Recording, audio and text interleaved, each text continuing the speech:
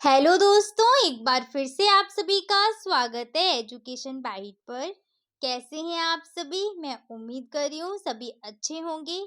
आज मैं आपका जो फर्स्ट पेपर है आरंभिक स्तर पर पठन व लेखन क्षमता का विकास करना, उसी का नेक्स्ट टॉपिक लेकर के आई हूँ, व्यंजन व व्यंजन के भेद। इससे पहले की क्लास में हमने स्वर व स्वर के भेद कंप्लीट कर लिए थे। शुरू करते हैं व्यंजन से। तो व्यंजन क्या होते हैं सभी जानते हैं। जिन वर्णों का उच्चारण करते समय स्वरों की सहायता लेनी पड़ती है, यानी कि जिन वर्ण के उच्चारण में स्वर की सहायता दी जाती है, वो कहलाते हैं व्यंजन। जैसे क, ख, ग, घ, च, छ, ज, ट, ठ, ये सारे के सारे क्या हैं? व्यंजन कहलाते हैं। व्यंजनों का वर्गीकरण देखते हैं। सबसे पहला है, मुख्य रूप से तीन प्रकार से आपके स्पर्श व्यंजन, अंतःस्थ व्यंजन और ऊष्म व्यंजन। जिसमें सबसे पहला हमें कौन सा देखना है? स्पर्श व्यंजन। स्पर्श व्यंजन क्या होते हैं? तो स्पर्श का अर्थ क्या निकल रहा है? स्पर्श का अर्थ छूना यानी कि टच करना। तो जिन व्यंजनों को उच्चारण करते समय या जिन व्यंजनों को बोलते समय जीभ मुख के किसी भाग जैसे कंठ, तालु, मूर्धा, दंत या फिर ओष्ठ को किसी भी भाग को स्पर्श करेगी, वो कहलाते हैं स्पर्श व्यंजन। इनकी संख्या की बात करें तो इनकी टोटल संख्या कितनी है? 25 है। कौन कौन से हैं? तो आपके जो हिंदी वर्णमाला है उसमें 5 वर्ग हैं। पहला का वर्ग, दूसरा चा वर्ग, तीसरा टा वर्ग, चौथा टा वर्ग और पांचवा पा वर्ग। इन पांचों वर्ग में जो वर्ण आते हैं वही क्या है? स्पर्श व्यंजन। ठीक है, इन सबको अगर मिलाओगे हर एक वर्ग में कितने वर्ण आते हैं? 5 वर्ण आते हैं। और सभी के 5-5 अगर हम ऐड करेंगे, 5 वर्ग हैं, टोटल कितने हो जाएंगे? 25 जो है हमारे स्पर्श व्यंजन है। स्पर्श व्यंजनों की संख्या कितनी है? 25। अब बात कर लेते हैं यहीं पर उच्चारण स्थान की। जो आपका का वर्ग है, का वर्ग का उच्चारण स्थान होता है कंठ। चा वर्ग का तालु, टा वर्ग का मूर्धा, ता वर्ग का दंत और पा वर्ग का ओष्ठ। ठीक है, यानी कि जब उच्चारण करते हैं हम का वर्ग का, तो जो हमारी वायु निकलेगी वो कहाँ से आएगा? स्वर कंठ से आएगा। ठीक है, चा वर्ग में जो जिह्वा है वो हमारी तालु को टच करती है, टा वर्ग में मूर्धा को। इस तरीके से इनको बांटा गया है। आगे बढ़ते हैं, अगला क्या है? नेक्स्ट है आपका अंतःस्थ व्यंजन। तो अंतःस्थ व्यंजन क्या होते हैं? वे व्यंजन वर्ड जिनका उच्चारण ना तो स्वर की भांति होता है और ना ही व्यंजनों की भांति, अर्थात जिनके उच्चारण में जीभ तालु, दंत और ओष्ठों को परस्पर सटाने से होगा, परंतु कभी भी पूर्ण स्पर्श नहीं करेगी।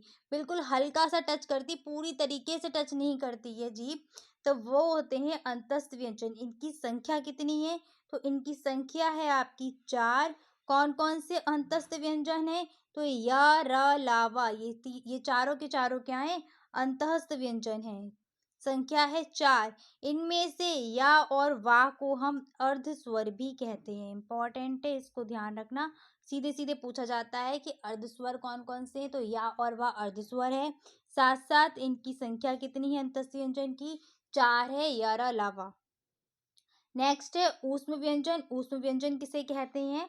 तो ऊष्म व्यंजन वे व्यंजन हैं जिनका उच्चारण करते समय जो वायु है वो घर्षण करके गर्म होती हुई बाहर निकलती है। ठीक है, घर्षण होता है जिस कारण ऊष्म यानी कि गर्म हवा बाहर निकलती है मुख से, वो होते हैं ऊष्म व्यंजन। संख्या की बात करें तो इनकी संख्या भी 4 है। कौन कौन से हैं? श, स, सा, ह। ये 4 हैं आपके ऊष्म व्यंजन। संख्या याद करना और इनकी डेफिनेशन भी पूछी जाती है कि ऊष्म व्यंजन किसे कहते हैं। तो जिन व्यंजन के उच्चारण में वायु गर्म होकर घर्षण से बाहर निकलती है, ठीक है, वो कहलाते हैं ऊष्म व्यंजन।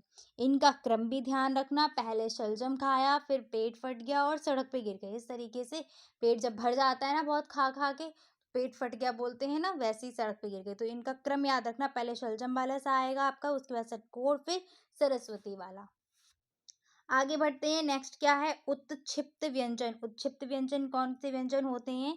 तो जिनके उच्चारण में जीभ उलटकर श्वास वायु को बाहर फेंकती है वो कहलाते हैं उत्क्षिप्त, या इनको द्विस्पृष्ट व्यंजन भी कहा जाता है। कौन कौन से आएंगे इसमें? ड़ा और आ, ये इस तरीके से। ठीक है, ये उत्क्षिप्त व्यंजन है। अगला है लुंठित व्यंजन। तो लुंठित व्यंजन क्या होते हैं? लुंठित व्यंजन वे वर्ण होते हैं जिनका उच्चारण करते समय वायु जीभ के ऊपर से लुढ़कती हुई बाहर निकलती है। वायु जो निकलेगी वो जीभ के ऊपर से निकलेगी, वो कहलाते हैं लुंठित व्यंजन। या फिर वर्ण के उच्चारण में जीभ में कंपन भी होगा इसमें, इसीलिए इनको प्रकंपित व्यंजन भी कहते हैं। और इसमें आपका कौन सा व्यंजन आता है? केवल और केवल रा। रा जो है वो कैसा है? लुंठित है, और प्रकंपित व्यंजन भी इसको कहते हैं। नेक्स्ट है आपका पार्श्विक व्यंजन। तो पार्श्विक व्यंजन क्या होते हैं?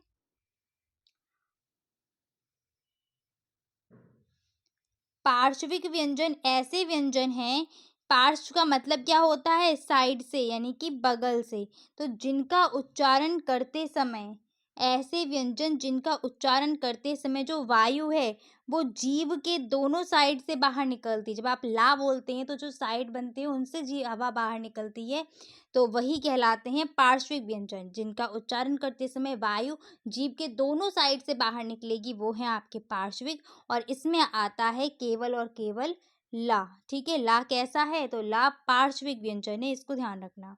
अगला है अनुनासिक व्यंजन। तो अनुनासिक व्यंजन प्रत्येक वर्ग का पंचम जो वर्ण है वो अनुनासिक होता है। प्रत्येक वर्ग का पांचवा या फिर पंचम वर्ण अनुनासिक वर्ण कहलाता है। ये का वर्ग का, उसके बाद चा वर्ग, टा वर्ग, ता वर्ग और पा वर्ग, इनके पांचों जो वर्ण आएंगे लास्ट वाले, वो सारे के सारे क्या हैं? अनुनासिक हैं। अब जो व्यंजन को बांटा गया है वो बांटा गया है श्वास वायु के निकलने के आधार पर। तो श्वास वायु के निकलने के आधार पर कितने प्रकार के हैं?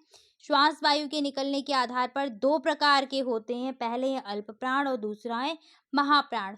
अल्प प्राण वे वर्ण होते हैं जिनको उच्चारण करते समय कम श्वास निकलती है। जब इनका उच्चारण करेंगे ना तो बहुत कम श्वास वायु बाहर निकलती है, वो होते हैं अल्प प्राण। और जिनका उच्चारण करते समय ज्यादा श्वास बाहर निकलती है वो होते हैं महाप्राण। महाप्राण कौन से हैं? तो प्रत्येक वर्ग का दूसरा और चौथा वर्ण क्या है? महाप्राण। और प्रत्येक वर्ग का पहला, तीसरा और पांचवा वर्ण होता है अल्प प्राण। ठीक है, ये तो हो गए पहला, तीसरा, पांचवा। इसके साथ साथ अंतस्थ व्यंजन भी जो है वो क्या होते हैं? अल्प प्राण। अंतस्थ व्यंजन प्लस प्रत्येक वर्ग का पहला, तीसरा और पांचवा वर्ण। महाप्राण में क्या होगा? प्रत्येक वर्ग का दूसरा और चौथा वर्ण, साथ साथ ऊष्म व्यंजन, ये आ जाएंगे महाप्राण में। इसके बाद जो है आपके कंपन के आधार पर जो बांटे गए हैं वो हैं दो प्रकार के। कौन कौन से हैं? पहला है अघोष व्यंजन और दूसरे हैं घोष या फिर सघोष व्यंजन।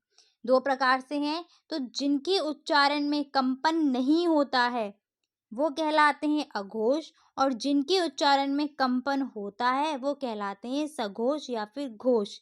तो घोष में कौन कौन से आएंगे? घोष में कौन कौन से आएंगे इनको देख लीजिएगा। अघोष में वे व्यंजन आते हैं कौन से?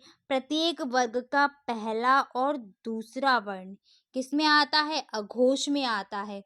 और प्रत्येक वर्ग का तीसरा, चौथा और पांचवा जो वर्ण है वो किसमें आता है? सघोष में आता है। इस तरीके से ट्रिक बना लो। 345 आएंगे किसमें? सघोष में, और 12 आते हैं अघोष में। साथ साथ और कौन कौन आते हैं? तो जो यारा लावा यानी कि अंतस्थ व्यंजन और हा, ये भी किसमें आएंगे? सघोष में। ठीक है, यहाँ पर नीचे मैं लिख देती हूँ अंतस्थ व्यंजन यानी कि या, रा, ला और वा, ये भी क्या है? सघोष हैं। और हा भी इसी में आता है। अगर अघोष की बात करते हैं तो अघोष में कौन कौन से आते हैं? एक और दो, यानी कि प्रत्येक वर्ग का पहला और दूसरा वर्ण, साथ साथ जो तीनों श हैं वो भी इसी में आते हैं। बस हा चला जाता है उधर, बाकी तीनों इसमें आ जाएंगे। उम्मीद कर रही हूँ ये तैयार हो गया होगा आपको। एक बार सीधे सीधे फटाफट से वन लाइनर देख लीजिएगा।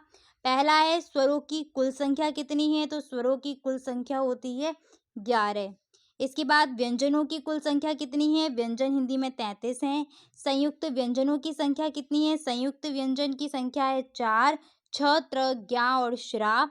उत्क्षिप्त व्यंजन कितने हैं? तो उत्क्षिप्त व्यंजन 2 होते हैं। अयोगवाह वर्ण, इंपॉर्टेंट आ गया ये क्वेश्चन। अयोगवाह दो हैं, कौन कौन से हैं अयोगवाह? तो एक को हम बोलते हैं विसर्ग और एक को बोलते हैं अनुस्वार। ठीक है, अनुस्वार और विसर्ग अयोगवाह होते क्या हैं? तो अयोगवाह ऐसे वर्ण होते हैं जिनके उच्चारण जो ना स्वर की तरह होते हैं और ना ही व्यंजन, ना तो स्वर हो ना व्यंजन हो, वो कहलाते हैं अयोगवाह। ठीक है, ऐसी ध्वनियां जो ना तो स्वर हैं, यहाँ लिख देते हैं, जो ना स्वर हैं ना ही व्यंजन, ठीक, वो कहलाती हैं अयोगवाह। इसके बाद देवनागरी हिंदी वर्णमाला में कुल वर्णों की संख्या कितनी है? इंपॉर्टेंट है, पूछा जा सकता है। तो कुल वर्णों की संख्या है 52। ठीक है, तो ये थी आपकी स्वर और व्यंजन तक का पूरा कि कौन कौन से व्यंजन है किस प्रकार से। इसमें जो आपका सबसे इम्पोर्टेंट है वो रहेगा अघोष और सघोष, इसको तैयार करना। साथ साथ जो अल्प प्राण और महाप्राण भी है ये भी तैयार करिएगा, यहाँ से क्वेश्चन आपसे पूछा जा सकता है। और अंतस्थ और ऊष्म व्यंजन की डेफिनेशन और अयोगवाह की डेफिनेशन। ठीक है, चलिए तो आज हम इतना ही रखेंगे, मिलेंगे फिर आपकी अगली क्लास में जिसका मैं नेक्स्ट टॉपिक कराऊंगी। Thanks for watching and please like share and subscribe my channel. Bye bye, take care.